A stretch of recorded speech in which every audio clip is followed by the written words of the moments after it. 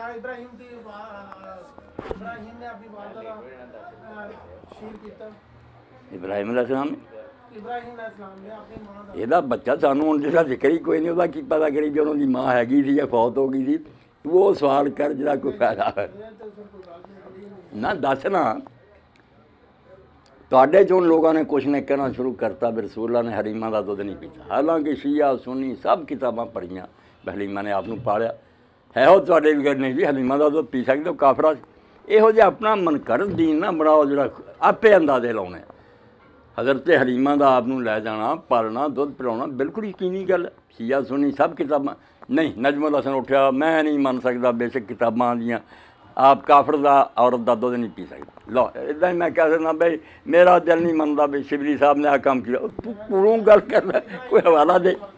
ਇਬਰਾਹਿਮ अलैहिस्सलाम ਦੀ ਵਾਲਦਾ ਦਾ ਜ਼ਿਕਰ ਹੀ ਕੋਈ ਨਹੀਂ ਵੀ ਉਹਨੇ ਪਿਆਇਆ ਕਿ ਨਹੀਂ ਦੁੱਧ ਪਿਲਾਇਆ ਤੂੰ ਇੱਕ ਐਸੀ ਗੱਲ ਛੇੜਦਾ ਜਿਹੜਾ ਹੁਣ ਕਿਤੇ ਜ਼ਿਕਰ ਹੋਵੇ ਤੇ ਮੈਂ ਦੱਸਾਂ ਨਾ ਜੇ ਕੁਰਾਨ मैं पूछना ਨਹੀਂ ਮੈਂ ਕਿਤੋਂ ਇੱਕ ਕੱਲ ਨੂੰ ਦਾ ਤੂੰ ਸ਼ੁਰੂ ਕਰ ਦੇਂਗਾ ਇਦਰੀ मैं किसी गैर अल्लाह की गल तो नहीं कर रहा ਨਹੀਂ ਗੈਰ ਅੱਲਾ ਦੀ ਨਹੀਂ ਮੇਰਾ ਮਤਲਬ ਜਿਹੜੀ ਗੱਲ ਦੱਸੀ ਨਹੀਂ ਅੱਲਾ ਰਸੂਲਾ ਨਾ ਉਹਦਾ ਕੋਈ ਫਾਇਦਾ ਹੀ गुजारिश करना कि असं तुहाडे कोल इलम हासिल करने वास्ते ਯਾਰ ਇਲਮ ਦੀ ਗੱਲ ਕੋ ਪੁੱਛ ਲਓ ਜੇ ਪੁੱਛਣਾ ਇਹ ਇਲਮ ਹੈ ਵੀ ਫਲਾਣੇ ਨੇ ਦੁੱਧ ਕਿਹਦਾ ਪੀਤਾ ਜੀ